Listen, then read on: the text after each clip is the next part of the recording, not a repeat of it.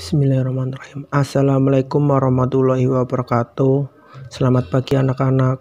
Perkenalkan, nama saya Sofiullah dari Pendidikan Pancasila dan Kewarganegaraan Indonesia, Universitas PGRI Semarang. Sebelum memulai pelajaran pada pagi hari ini, marilah kita berdoa menurut agama dan kepercayaan masing-masing. Berdoa dimulai. Berdoa selesai. Pada pembelajaran hari ini, kita akan membahas materi tentang keberagaman masyarakat Indonesia dalam bingkai Bhinneka Tunggal Ika. Bab 4. Keberagaman masyarakat Indonesia dalam bingkai Bhinneka Tunggal Ika. A. Makna persatuan dalam kebangsaan. Gambar di sini menjelaskan Bhinneka Tunggal Ika. Setelah kalian mengamati gambar di atas, jelaskan pesan yang tersirat dalam gambar tersebut.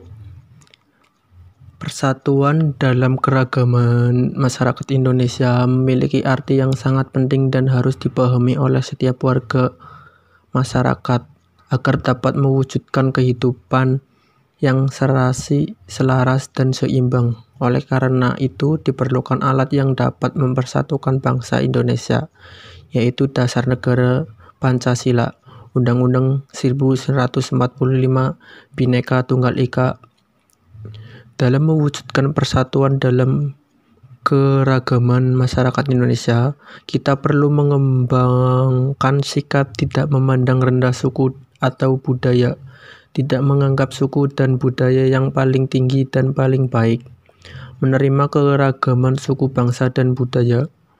Kita mesti bangga memiliki suku dan budaya yang beragam. Keberagaman suku dan budaya merupakan kekayaan bangsa yang tak ternilai harganya. Selanjutnya, persatuan. Persatuan berarti perkumpulan dari berbagai komponen yang membentuk menjadi satu. Sedangkan kesatuan merupakan hasil perkumpulan tersebut yang telah menjadi satu dan utuh. Maka kesatuan erat hubungannya dengan keutuhan. Kesatuan berbangsa Indonesia berarti keadaan yang merupakan satu keutuhan sebagai bangsa Indonesia.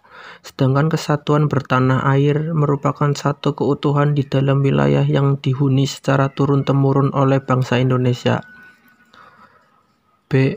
Prinsip persatuan dalam keberagaman suku, agama, ras, dan antar golongan. Ada 5 prinsip. Yang pertama, 1.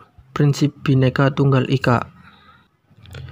Prinsip Bhinneka Tunggal Ika. Prinsip ini mengharuskan kita mengakui bahwa bangsa Indonesia merupakan bangsa yang memiliki keanekaragaman suku, bahasa, agama, dan adat istiadat. Hal ini mewajibkan kita untuk bersatu sesuai dengan makna dari Bhinneka Tunggal Ika itu sendiri. Yang kedua, prinsip nasionalisme Indonesia. Nasionalisme merupakan paham yang mencintai tanah air. Adanya kesiapsiagaan dari warga negara untuk membela tanah airnya. Kita mencintai bangsa kita, namun bukan berarti mengagung-agungkan bangsa kita sendiri. Yang ketiga, prinsip kebebasan yang bertanggung jawab.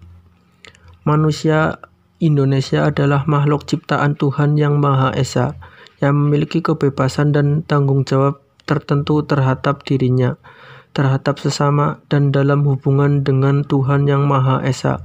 Setiap warga negara memiliki kebebasan untuk melakukan sesuatu, tetapi bukan kebebasan yang kebablasan. Yang keempat, wawasan Nusantara. Wawasan Nusantara merupakan cara pandang bangsa Indonesia tentang diri dan lingkungan yang merupakan satu kesatuan ideologi, politik, ekonomi, sosial, budaya, dan pertahanan keamanan. Dengan wawasan ini, kedudukan manusia Indonesia ditempatkan dalam kerangka kesatuan politik, sosial, budaya, ekonomi, serta pertahanan keamanan. Manusia Indonesia merasa satu, senasib, sepenanggungan, sebangsa, dan setanah air. Dan yang terakhir, yang kelima, prinsip persatuan pembangunan untuk mewujudkan cita-cita reformasi. Dengan semangat persatuan Indonesia, kita harus dapat mengisi kemerdekaan serta melanjutkan pembangunan menuju masyarakat yang adil dan makmur sebagai cita-cita bangsa di era reformasi ini. C. Permasalahan keberagaman dalam masyarakat Indonesia. 1. Bentuk keberagaman masyarakat Indonesia meliputi A. Suku bangsa, B. Adat istiadat, C. Agama. A. Suku bangsa. Suku-suku bangsa yang terbesar di Indonesia merupakan warisan sejarah bangsa. Persebaran suku bangsa dipengaruhi oleh faktor geografis, perdagangan laut, dan kedatangan para penjajah di Indonesia. Walaupun memiliki suku bangsa yang beraneka ragam, kita tetap satu bangsa, satu tanah air dan bahasa, yaitu Indonesia. B. Adat istiadat. Bangsa Indonesia memiliki kekayaan adat istiadat yang beraneka ragam dari berbagai daerah di seluruh Nusantara. Setiap suku bangsa memiliki adat istiadat dan ciri khasnya masing-masing yang berbeda antara suku bangsa yang satu dengan suku bangsa lainnya. Hal ini nampak dari keanekaragaman budaya daerah seperti dari rumah adat, pakaian adat, senjata tradisional, alat musik tradisional, lagu-lagu daerah, tarian daerah, makanan khas tradisional, kerajinan khas daerah, upacara adat, dan sistem kekerabatan. Ada beberapa daerah di wilayah Indonesia yang memiliki sistem kekerabatan yang masih kuat dianut oleh masyarakat. 1. Parental. Sistem kekerabatan parental menarik garis keturunan dari kedua belah pihak, ayah dan ibu. Kedudukan laki-laki dan perempuan sama, misalnya di daerah Aceh dan Jawa Barat. Di daerah parental, apabila suatu anggota masyarakat akan menyelenggarakan pesta perkawinan, maka menurut adatnya biaya pesta ditanggung oleh kedua belah pihak atau berdasarkan kesepakatan masing-masing pihak. 2. Patrilineal. Sistem kekerabatan patrilineal menarik garis keturunan dari pihak bapak.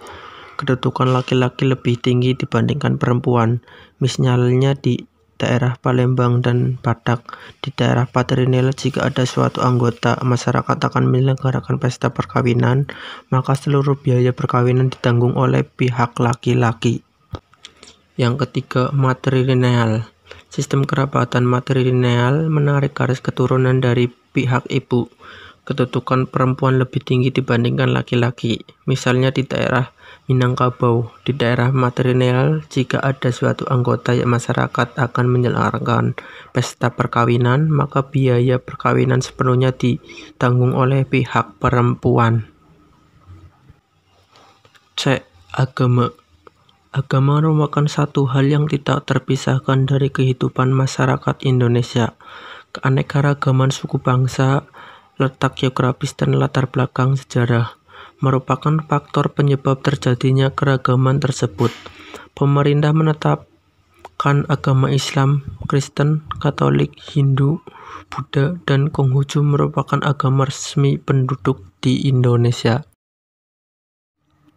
2. Pengaruh keberagaman masyarakat Indonesia. Keberagaman masyarakat Indonesia yang sebenarnya menjadi suatu kekuatan bagi tumbuhnya persatuan dan kesatuan bangsa. Dalam kehidupan masyarakat kita, keberagaman ini belum sepenuhnya merupakan sebuah kekuatan, tapi menjadi pemicu terjadinya perselisihan dalam masyarakat. Selanjutnya, dampak positif yang ditimbulkan dari keberagaman masyarakat Indonesia diantaranya A. Terciptanya integritas nasional. B. Menjadi sarana untuk memajukan pergaulan antar suku, agama, budaya, dan golongan. C. Dapat memperkaya khasanah budaya bangsa. Dampak negatif yang ditimbulkan dari keberagaman masyarakat Indonesia diantaranya A. Terjadinya konflik dalam masyarakat. B. Munculnya sikap primordialisme, yaitu pandangan yang berpegang teguh pada hal-hal yang dibawa sejak kecil, baik mengenai tradisi, adat istiadat, kepercayaan, maupun segala sesuatu yang ada di lingkungan pertemanan. C. Munculnya sikap etnosentrisme, yaitu suatu pandangan yang menganggap bahwa suku bangsanya sendiri lebih unggul dibandingkan suku yang lain. D. Fanatisme yang berlebihan, yaitu paham yang berpegang teguh secara berlebihan terhadap keyakinan sendiri sehingga menganggap salah terhadap keyakinan yang lain. 3. Permasalahan yang mungkin muncul dalam keberagaman masyarakat Indonesia. Bangsa Indonesia merupakan bangsa yang beraneka ragam karena terdiri atas berbagai suku bangsa, adat istiadat, bahasa daerah, serta agama yang berbeda-beda. Keanekaragaman tersebut terdapat di berbagai wilayah yang terbesar dari Sabang sampai Merauke. Keberagaman masyarakat kita merupakan kekayaan bangsa Indonesia. Ini juga menjadi daya tarik bangsa lain untuk datang ke Indonesia. Keberagaman ini semakin menarik dengan letak geografis dan keindahan alam Indonesia. Bentuk konflik pada masyarakat Indonesia. A. Bentuk konflik pada masyarakat Indonesia. Konflik dalam masyarakat dapat dikelompokkan berdasarkan tingkatannya, yaitu konflik ideologi dan konflik politik. Konflik ideologi terjadi karena perbedaan ideologi dalam masyarakat. Contohnya konflik ideologi adalah peristiwa G30 SPKI yang merupakan penolakan bangsa Indonesia terhadap ideologi komunis. Adapun konflik politik merupakan pertentangan yang disebabkan perbedaan. B. Penyebab konflik dalam masyarakat. Konflik dalam masyarakat bukan merupakan proses yang terjadi secara tiba-tiba. Peristiwa ini terjadi melalui proses yang ditandai oleh beberapa gejala dalam masyarakat. Adapun beberapa gejala dalam masyarakat yang memiliki potensi menjadi penyebab konflik sosial antara lain sebagai berikut. 1. Gejala menguatnya etnosentrisme kelompok. 2. Stereotip terhadap suatu kelompok. 3. Hubungan antar penganut agama yang kurang harmonis. 4. Hubungan antara penduduk asli dan penduduk pendatang yang kurang harmonis dapat menimbulkan berbagai masalah dalam masyarakat. C. Akibat yang ditimbulkan oleh terjadinya konflik. Konflik yang terjadi dalam masyarakat merupakan gejala sosial, apalagi masyarakat yang beragam. Ada yang berpendapat bahwa konflik senantiasa akan ada dalam masyarakat, hanya berbeda ruang dan waktu. Sulit menemukan masyarakat tanpa konflik sepanjang masa. Konflik dalam masyarakat memiliki akibat positif dan negatif, baik secara perorangan maupun kelompok. Salah satu akibat positif konflik adalah bertambah kuatnya rasa solidaritas kelompok.